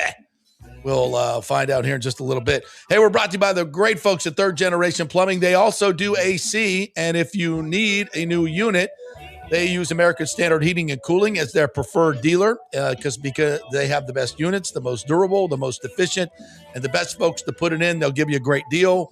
0% financing is available at thirdgenerationplumbing.com. They also do AC. American Standard Heating and Cooling, that is your dynamic duo for your HVAC needs. So give them a call. Just go to the website, contact them through there, thirdgenerationplumbing.com. And they're hiring as well. If you're in the industry, you want good pay and a great family business, thirdgenerationplumbing.com. Back in 3 with Tom Block. JP here for Genesis of Tampa and the Murphy Auto Group. I think the best way to experience a business is to use that business. And I just did at Genesis of Tampa. Just bought a GV70, a 2023, and it feels and drives all new. It's an absolutely fantastic car. The technology, the comfort, and the price, absolutely outstanding. Frankly, I never thought I could get into a car like this, but they made me a deal I could not refuse. And I also get the VIP service where you can just drive right up, their pit stop service. They'll top off all the fluids, make sure your air in your tires is good, new wipers if you want them. If you need extended service, they will come to you, bring you a courtesy car, and then bring your car back. What more do you want? The experience was just VIP all the way. And you can get that at Genesis of Tampa. And don't forget, you can get extended warranty, which I did. So I have worry-free miles up to 100,000, and all they do is just take it in. Actually, I don't have to take it in. They come to me. It's perfect. It's Genesis of Tampa right there, 801 East Bears Avenue, right off of 275. Go see them and tell them JP sent you. Big thanks to Italiano Insurance, the great folks over there. They will soon be part of Gallagher Insurance. A little name change, but same great folks, same great customer service you've known for over 65 years. They do all the work. You save all the money. ItalianoInsurance.com at 813-877-7799. Hey, the Golden Diamond Source wants to be your family jeweler. So don't wait any longer to find that one-of-a-kind perfect engagement ring for that special someone in your life. At the Golden Diamond Source, they can design anything you want personally. The Golden Diamond Source can help you trade in your old broken jewelry and use it towards a new purchase as well. And with gold prices at record high, now is the best time to do it. They only sell natural diamonds at the Golden Diamond Source. So if it's a real love, it should be a real natural diamond. Don't start your relationship with a fake diamond. Bad idea. And with the Golden Diamond Source first-time buyer program, you can learn all about the 4 C's in all the different shapes and styles. And they are able to show you a huge selection of inventory to choose from. And don't forget, 0% financing for up to 5 years. If you finance $5,000, it's only $83 a month. Make sure it's a Golden Diamond Source Diamond, 3800 Almerton Road, always online at goldendiamond.com. It's the love you give only at Golden Diamond Source. Hey guys, you already know that Riveters is the best sports bar in all of Tampa Bay, but now it gets even better for Rays baseball season. During all Rays games, check this out, $6 Tito's, $6 Jack, $6 margaritas, all during Rays games. Are you kidding me? And that's always a great pour from the great bartenders at Riveters. Great service, great food, everything is fresh, nothing is frozen. And let me tell you, if you want baseball and wings, you will not find any better than Riveters. Their sauces, like the blue cheese and the ranch and everything, is handmade, and the wings are big and they're perfect.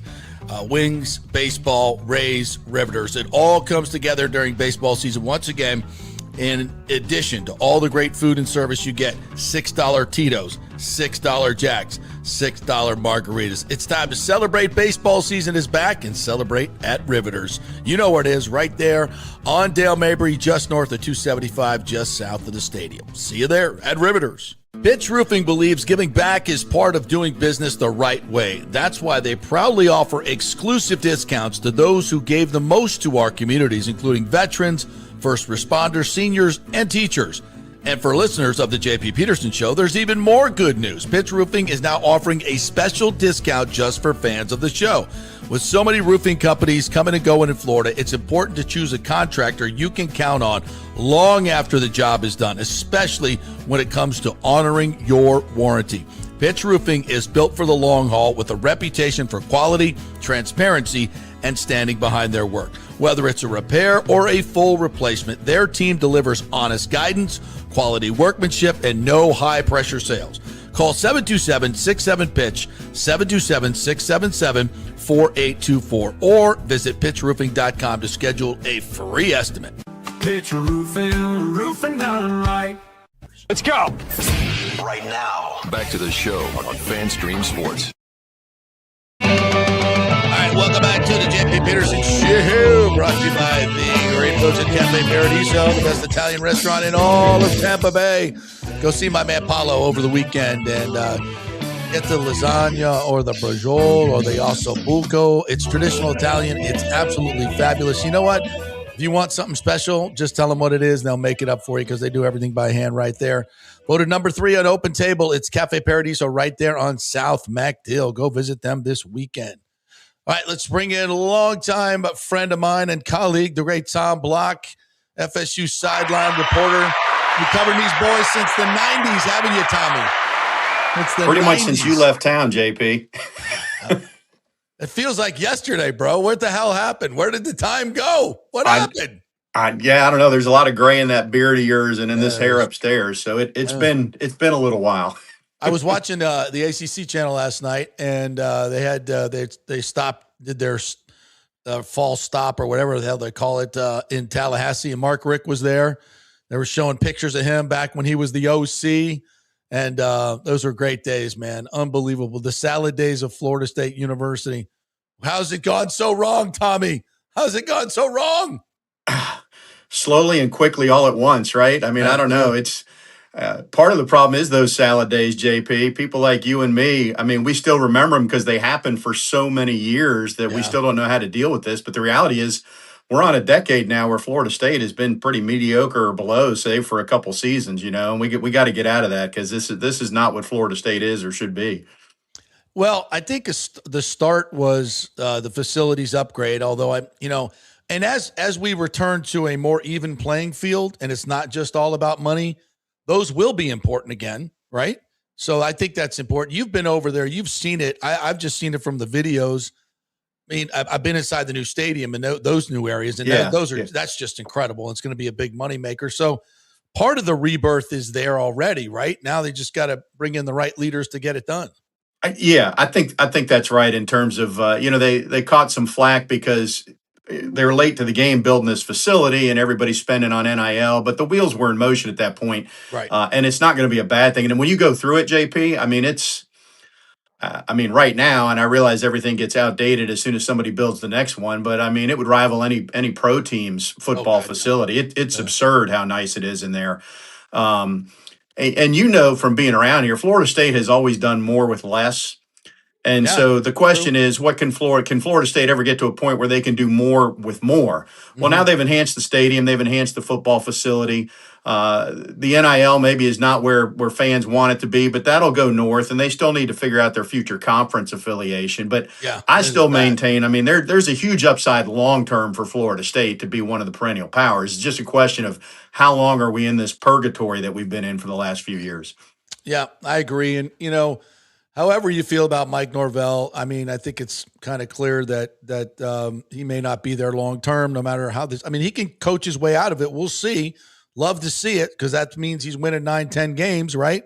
But what is the feeling around there now? There seems to be kind of a renewed optimism, at least from the outside looking in. What are your thoughts? Yeah, I'm curious. You've been hyping that. You're hearing a lot about hype. I mean, most folks I talk to, I'm talking fans around town, it's kind of like a wait and see approach. And I will say, and maybe this is glass half full, but this, JP, the best seasons to me are always the ones with no expectations, because whenever you go in with expectations, it's just impossible to live up to. So clearly there's not high expectations for FSU this year. And you can make a case when you look at it that they've got some, they don't have as many great players as you'd like, but they have some really good players. I think they have some good skill. They brought in some help defensively.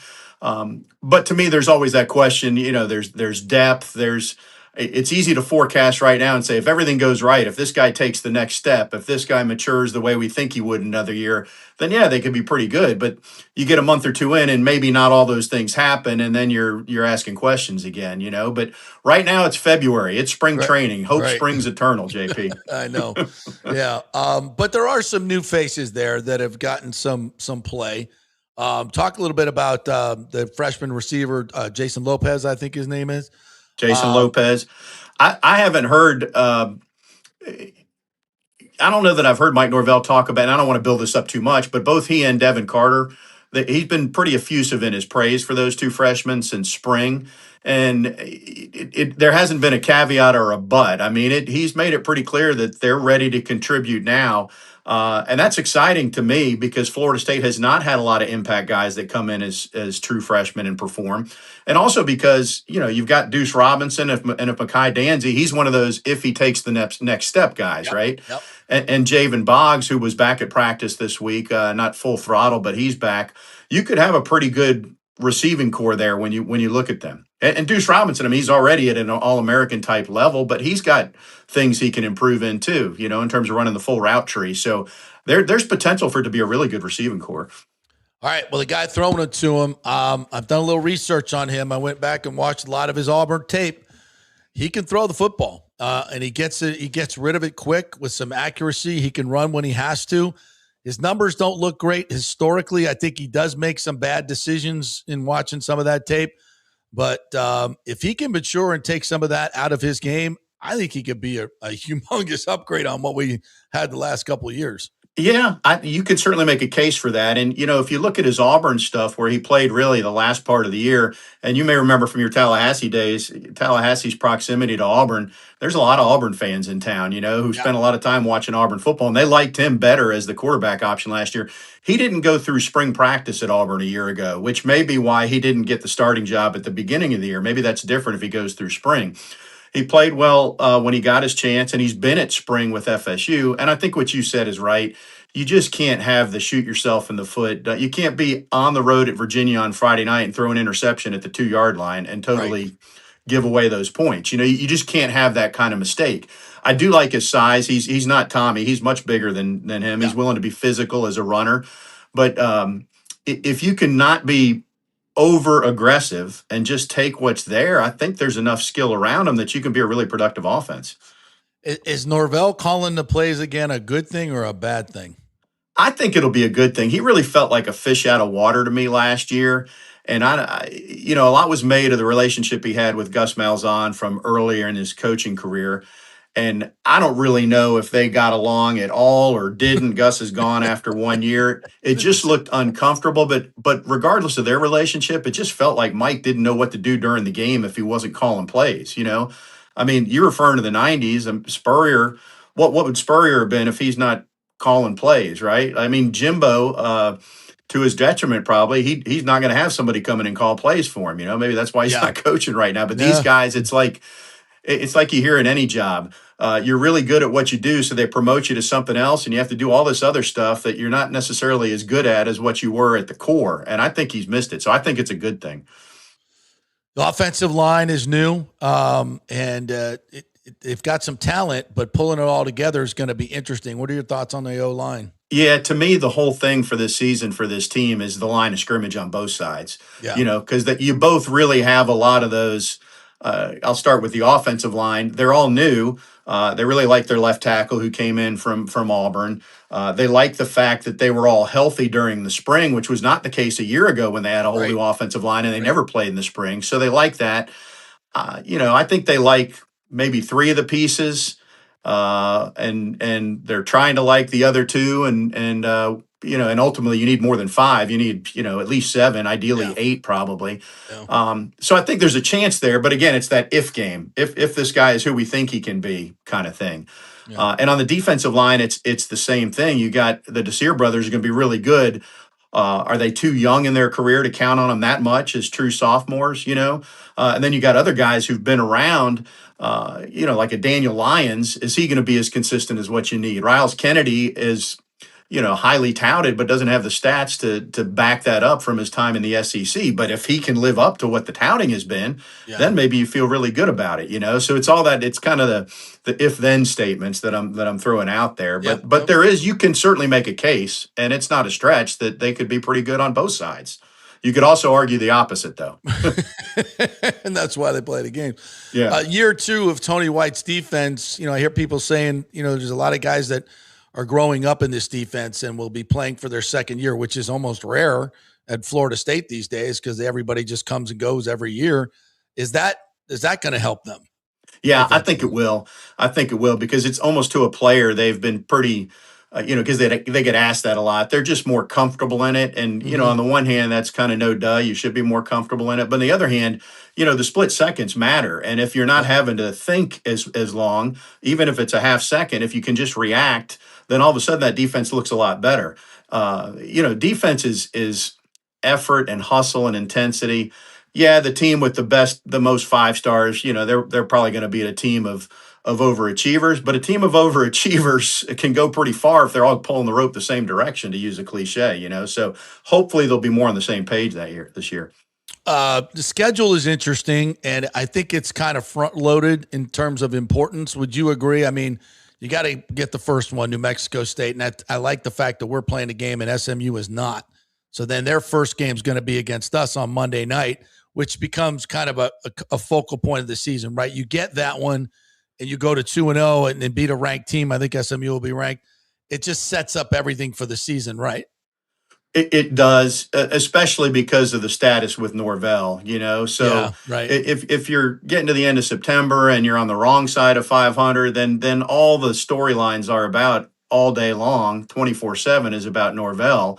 And it doesn't mean if he gets off to a good start that he's definitely going to be here, but it takes away some of those questions, and you just play out the season. But I agree, because if you start 2-0 and then you go to Alabama, you're feeling much better. If you're 1-1 and then you go to Bama, that's 2 weeks because there's an off week in there. That's right. 2 weeks of, if they can't beat Alabama for the second time in a row, you're going to be at 1-2, and then people start projecting forward. Well, then they get to 2-2 because they'll win their the Patsy game, but then Virginia comes in, and Virginia beat them last year. So it just kind of snowballs from there. So, yeah, I think getting off to a good start is critical for them. What is the mood in Tallahassee? You said wait and see. As I hear, a lot of people are just kind of disgusted with the program. It's been a long time. They don't feel that Norvell's the guy. Is the stadium going to be full? Does that kind of count on that fast start? What's your mood of the fan base? Yeah, it's interesting. I actually run into a lot of people who they don't hate Norvell. It's almost like they like him. They think he's a good guy. And even people last year, a lot of folks were, despite what the internet and the media narrative has been, that he should have been fired after Stanford. I run into a lot of people like, well, I'm kind of glad they kept him and all that. But I think where there's frustration from the local fans, when they redid the stadium, the ticket prices went up so much that a lot of local folks who had tickets in the family for years got priced out of it. And on the one hand, I'm empathetic to that situation, but on the other hand, the athletic department has to make money, and I understand that you're trying to raise the prices, and it's not like they raised them to more than what everybody else is charging. Right. Tallahassee is unique, as because there's just not a lot of population around it. Right. And so it makes it challenging. You got to want to come here. People listening and watching in the Bay Area, they're going to give up 48 hours of their whole weekend to come to an FSU game. Well, they want to see a winning product, So I think that's where some of the local frustration has been, is they used to sit on the 35 here on the home sideline, and now they can go sit on the 30 on the away sideline and bake in the sun, right? For more money, which isn't very appealing, but that's kind of the offer they got, Yeah. So, all right. Well, I'll be up there a few times for sure. So we'll definitely catch up. I'm hoping for 8 wins. I'd be thrilled with 8 wins, especially if one of them was against Florida, Miami. What are your thoughts? 8, 7, 6? I mean, 8. I'd have the same reaction if they got to 8. I think I would feel that way too. And just like you said, I mean, we grew up the old school way when those rivalries mattered a little bit more than they seem to now. Yeah. You'd love to get those, but I mean, I think they can get there. I don't think it's that far out of the realm of possibility. I mean, I really think 2-10 was a disaster, obviously. Yeah. Last year's 5-7 wasn't a picnic, and I know this is playing the what-if game again, but most of them were one-score games, and they really were 1 or 2 plays away from, and this isn't great for Florida State, but they weren't far from being 7-5 or 8-4 last year. So to think that they couldn't do it this year, I don't think that's realistic. They could do it this year, if they get a few breaks. And I think the biggest thing, they have to stick together when things are not going their way on the road, and they got to figure out how to win on the road. But when they face adversity, they should rally around it and not shrink in it. That to me, in a nutshell, is what they need to do. And I've heard that this team is more together. They got a new strength and conditioning coach. They look better. They're stronger. They're faster. I think that matters a ton. But there's a togetherness of this team from working out so hard in the off season. Is that something we're hearing? We are hearing that. The only caution I would give is that you always tend to hear that in August at this time. True. And I don't mean to diminish anything that's going on out there. I'll say this. Deuce Robinson is a first class. I mean, that guy, on top of being a great on-field talent, that guy, and there's not many of these nowadays in this era of NIL, JP, because his dad played at FSU. He loves the garnet and gold, right? And you don't get many these days. So if you're looking at him, and he's not the most vocal guy, but that's a pretty good guy to have be your best player on offense, right? So I could make the case for that. And defensively, the linebacker they brought in from Southern Miss, I don't know if he's a rah-rah vocal guy, but he's going to get 12 tackles a game. Like Chris Jones? Yeah. And what you need is somebody over there that holds the rest of the guys accountable. It doesn't, you can blame coaches all day long, but at the end of the day, the players have to police themselves. And if you're not carrying your weight, JP, I got to call you out to get you to carry your weight. And that's what Florida State hadn't had enough of. Yeah, I totally agree. Leadership has been terrible in the last few years. All right, Tommy, great stuff. Look forward to hearing your voice again on the broadcast and also seeing you up there when I get up there. Thanks, bud. I appreciate you wearing a hat with my initials on it, by the way. There you Nicely done. Tom Block joining us here with his own clothing line. Beautiful thing. What's that? All right. Big O is here. What's up, my friend? How are you? Let's talk a little baseball. Let's take a little baseball. Baseball. Baseball. I'm just mesmerized by Mr. Tom Block and what he brings to the table. What breaking down. Is that me? What's wrong? Did I do? No, I was playing his theme song. That's his theme song. Timmy got to play his theme song when he comes in, brother. He is a respectful, that big brown Cuban, exactly, professional podcaster. I could just leave early for golf. I could just go now. Possibly could. We would be okay. You will be okay. I jump in that captain's chair in a second, which I will in a few minutes. But hey, listen, great. I mean, the breakdown. Outstanding. And Tommy knows his stuff. Not just that, but that last part, which segues into the Rays, believe it or not. The last part about the unity and the accountability and leadership. Yeah.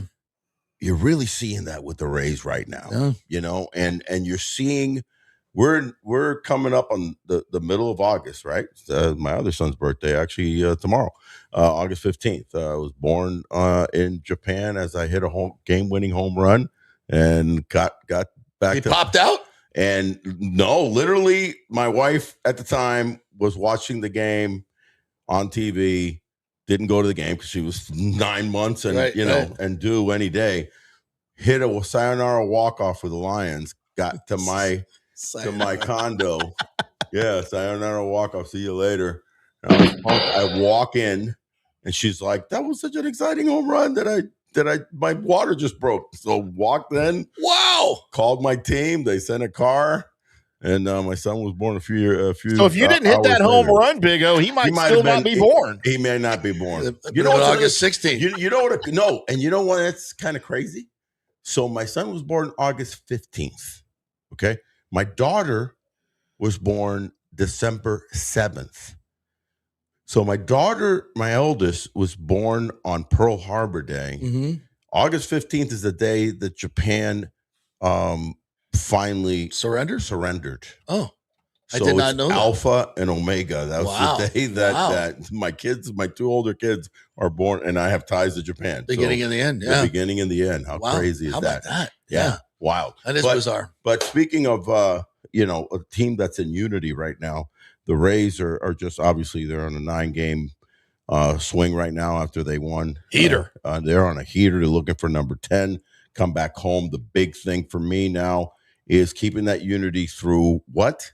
A 13-game stretch. Because they don't have another day off for 13 games. So that's wicked. Yeah. And needless to say, not the most scary schedule, but still, you know, you're talking Baltimore. They got a wraparound 4-game, series with Baltimore. If I'm not mistaken, then they take on Blue Toronto. Jays, yep. So they kind of, hit the great northeast up there where they got the Blue Jays and I think that's not home, northeast, right? but Canada. No, that one's at home. Yeah, they But got the then O's and the Jays at home. Then they go on the road and they hit Detroit and Toronto. So this is a testing time again. Every 5 minutes in the major leagues in the marathon of the season, there's always a test for a major league team. And they just weathered an incredible historic road trip. And now they got 13 games that they got to bite down. Don't let these guys creep back in there. You saw what Boston did. Yep. And then they fell. Whether it was the alleged thing or not, it doesn't matter. They lost 5 in a row, I think it was. And by the way, our little conversation on the Red Sox cheating, you know how we do the clips? Yeah. Got clipped out and it went viral with many Boston fans chiming in. This is bullshit. They are not nice people. Not happy. I read a few comments. I'm like, I'm good. I'm good. I'm good. You mother. They're wicked mean up there in Boston, eh? They're wicked mean, Jimmy. We're not cheaters. You just got MIT over there, but you're not cheaters. Yeah, nothing to do with it. And the Patriots never 27-3 and then lose 6 in a row. It's coincidence. Total coincidence. Five in a row. I don't think they 5 in a row, whatever it is. Yeah. But more importantly, not only did they lose 5 in a row, but didn't score any runs. They didn't score any runs. They averaged but it had nothing to do with the pitch and a half a game when they were averaging 11. Teams go cold. Teams go cold. It happens. I don't know. I don't have proof, but I got proof. Yeah. You know how I feel about Boston. I'm a former Yankee, so that's right. I think we're all in the same boat there. The team is strong. Nice addition. We're going to talk about it with Timmy Hamon when we knock out a nice quick hour of the Big O Show as we seamlessly pop right in. Yeah, it'll start quick after this show. Quick, so we've got won't be like me and Big O bullshitting before the show for we 45 do. We bullshit for and most of our best stuff stays before the show. That's not true. No, but Jorge Mateo, smart addition. Just again, one of those Eric Neander. Oh, Atlanta just released Jorge Mateo. It doesn't cost us but a pittance because they got to cover his salary. And this is a guy that's twice in his career has stolen more than 30 bases. Well, and more than that, for me, it's what happens if Taylor Walls goes down. Taylor Walls goes down, you're covered. This guy can play short, second. You can throw him at third in an emergency if need be. Can play left field. Can play the outfield, especially left field. Very dynamic guy. The Braves didn't need him, weren't using him. Probably can bunt. Good. I'm sure he can bunt. Yeah, I mean, so the only if there's a little bit of a drawback, he tends to strike out a lot. So it's one of the things that they don't like about Carson Williams. But they figure Carson Williams doesn't have the tenure and the experience, of Mateo right now. Right. You know how big a fan I am of Carson Williams. Yeah. That's the right call. If Mateo's available, if he wasn't available, then you just stick with Carson Williams and you got to ride him out. But this guy is a veteran, big leaguer, who's going to give you speed and he's going to give you, a glove. Really good glove. Yeah. Yeah. So, it's interesting. This particular team here has not played in the Trop yet. Liam Hicks has not played in the Trop yet. You got 4 guys that haven't played, that's significant. That roster turnover right there. Roster turnover. They're coming in. A lot of new guys. Mateo obviously coming in. You've got Wells is coming in. Peralta will make his first Trop start on Monday or Sunday or Monday. I'm really excited about that third start. Yeah. I'm really excited after showing some wares, showing some, the change up a little more effectively and throwing it more. Very excited about that Monday start. He'll have a nice time now. He'll be with the team for a couple of weeks. He's obviously been, being mentored day in and day out by his guru pitching coach Snyder, but also the other guys on, much more friendly staff. Ballpark as opposed to Coors and Sacramento. So Timmy, basically what I'm saying is I'm looking for a perfect game on that Monday. Perfect. Get out of here. I'm looking for perfection. That's what I'm looking for. But We talked a little bit about six inning on your show before it got to 9-0. I think it was 6-0 or 7-0 last week.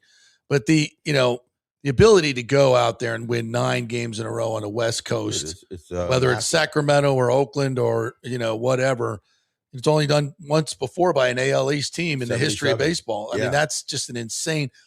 What does that tell you about this team? Well, that's what I was talking about, and we're going to talk a little bit about it in our hour with Timmy and I.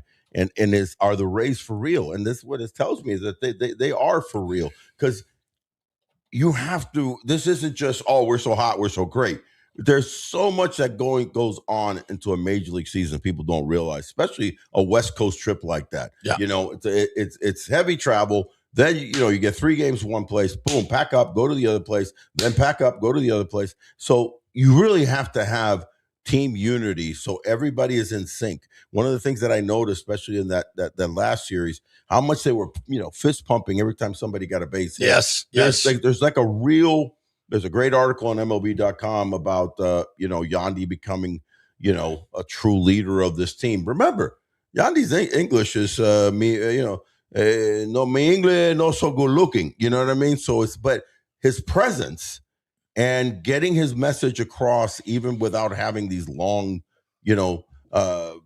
meetings and being like the Derek Jeter type vocal, even though Jeter wasn't that vocal either. So there's a presence that you can carry, and he carries it. Obviously, we're seeing some guys like Drew Rasmussen are probably carrying it now on the pitching side. Mm-hmm. Peralta will give you some leadership. That's happening. Yeah, but Peralta's new, so I don't expect Peralta to be chiming in too much until he gets settled. I'm talking about these vets that now have been here, Yandy for years, but Drew now, has been through the wars already. So I love the setup of this team and the leadership, and we'll talk about it on the show, how August kind of separates a lot, because you should be really good in August. And I'm going to tell you why real quick. And that is because, especially for a hitter, I can talk mostly as a hitter because I was a hitter, and I don't like pitchers. But regardless, no, even pitchers. But for a hitter, you're into that 300, 350 at bat. You're on autopilot. You're dialed in. You are dialed in. You should be dialed in. And if things are going well like they are, and you could feel that they're going well, you just reach for that a little harder. So I think you're seeing this team kind of go, okay, this is our division to take, our league to take. Last one I want to ask you about is Junior Caminero. As we enter now the real important times, and this is when the spotlight is going to grow for Junior Caminero as we head to the postseason. Sure. We've seen him under the spotlight in the World Baseball Classic, and he has what you call the heightened awareness. Yes, he does. So just imagine what we could see when this kid really gets dialed in a postseason when the lights are the brightest. My feeling is he's not going to shrink. He's going to get even bigger and better. I think so. And I think the biggest thing is making sure that a Yandy Diaz, right, reels him in and doesn't let him get too amped up, because that you could get too worked up, and then you get outside yourself and you're chasing dramatically. So I even like the demeanor of a Liam Hicks when I've been watching the games. He seems like a very, subdued kind of guy. For a younger player with not a ton of experience, he seems like he very veteran-esque. Last year he was a Rule 5 guy and got to play quite a bit. Like, I don't think he got to 100 games, but close to it. But this year he looks like he's been around for 4 years, 5 years. Yeah. So those guys need to be valuable.